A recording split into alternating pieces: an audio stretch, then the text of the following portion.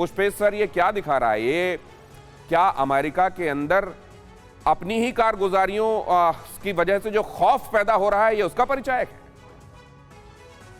मुझे लगता है कि इसके बारे में कोई शक नहीं कि जो बड़ी शक्तियां हैं उनकी जो जितना आचरण होता है वो दो स्तर पर उसका विश्लेषण होना चाहिए कि वो क्या संदेश बाकी दुनिया को दे रहे हैं और क्या असलियत है। जैसा आपने कहा, मुझे लगता है कि निश्चित रूप से अमेरिका इस बात से थोड़ा सहमा तो है, डरा है कि कितना डरा है कहना कठिन है कि भविष्य में क्या हो सकता है। क्योंकि आपने बिल्कुल सही कहा कि रूस और चीन ऐसे प्रतिपक्षी हैं जो कभी भी कुछ असंभावित आचरण कर सकते हैं। मगर जहां तक ये कहना है कि न्यूक्लियर हमला, परमाणविक हमला अमेरिका पर होगा, मुझे इसकी संभावना नजर नहीं आती। जब पुतिन ये धमकी देते भी हैं तो वो परमाणु अस्त्रों का प्रयोग उस मोर्चे पर करने की बात करते हैं, टैक्टिकल न्यूक्लियर वेपन्स की, जो यूक्रेन के साथ जुड़ी उनकी सरहद और सीमा है। ये अपने किचन से ही क्लाउड किचन का कारोबार करते हैं। दिन में 4-5 घंटे ज्यादा काम करते हैं। हर महीने 1.5 से 2 लाख कमा लेते हैं। इनसे सीखना है तो फ्रीडम ऐप को अभी डाउनलोड कीजिए, जिसका असर अधिक से अधिक पूर्वी यूरोप तक पड़ सकता है।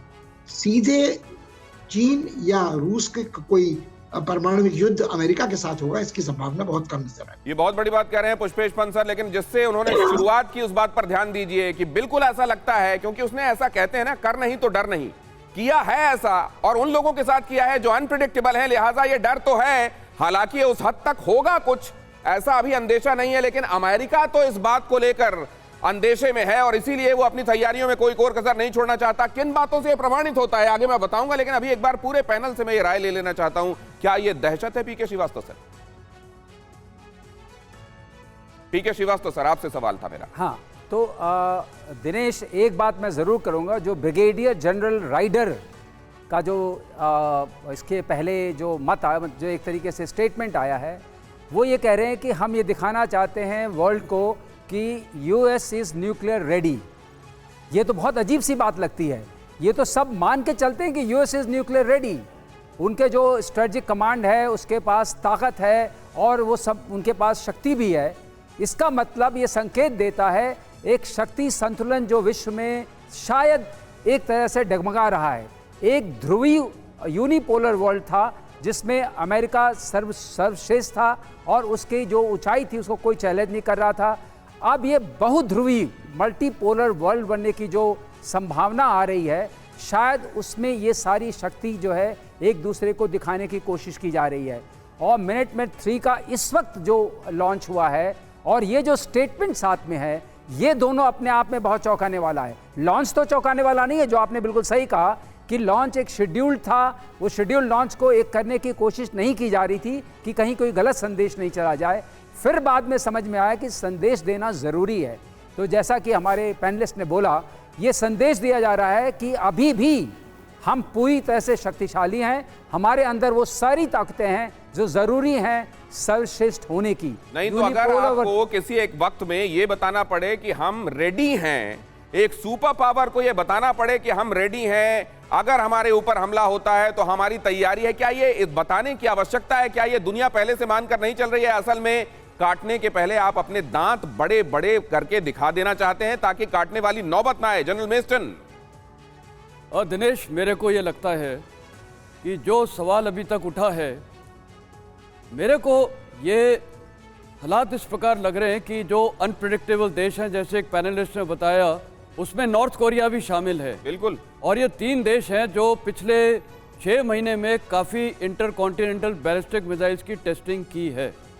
अभी ये अमेरिका ने जो टेस्ट किया है, आमूमन तौर पे उसने अभी तक ये मिसाइल का जो ओपन सोर्सेज से पता चलता है 300 टेस्ट किए हैं और हर साल तकरीबन वो 4 टेस्ट करता है और शायद ये टेस्ट भी उसी की तरह किया गया है, ये जो 2 रूटीन टेस्ट हैं। लेकिन क्या कुछ ऐसी स्थिति हो सकती है कि न्यूक्लियर वेपन का इस्तेमाल हो सकता है? क्या अमेरिका पे न्यूक्लियर वेपन हो सकता है? वो थोड़ा अभी मुश्किल लगता है।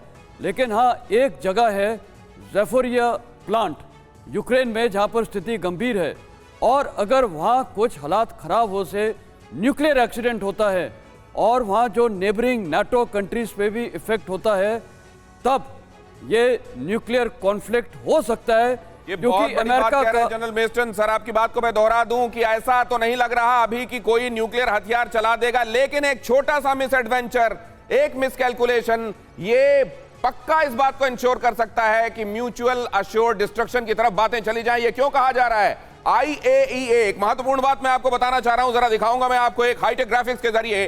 IAEA का दल जब अभी ज़ैपोरिज़िया के दौरे से वापस आया, उसने अपनी एक रिपोर्ट सामने रखी है और उसने ये कहा है कि यहां पर अगर बहुत जल्द यूक्रेन ने और रशिया ने रिस्ट्रेन बरतते हुए एक बफर जोन क्रिएट नहीं किया तो कभी भी एक बड़ा हादसा हो सकता है, ये कैटास्ट्रॉफी हो सकती है। और अगर ऐसा हुआ तो ये न्यूक्लियर हादसा बेशक हो, लेकिन इससे फिर न्यूक्लियर हमलों को रोका नहीं जा सकेगा, इस बात की भी संभावना दिखाई दे रही है। ये अपने किचन से ही क्लाउड किचन का कारोबार करते हैं। दिन में 4-5 घंटे ज्यादा काम करते हैं। हर महीने 1.5 से 2 लाख कमा लेते हैं। इनसे सीखना है तो फ्रीडम ऐप को अभी डाउनलोड कीजिए।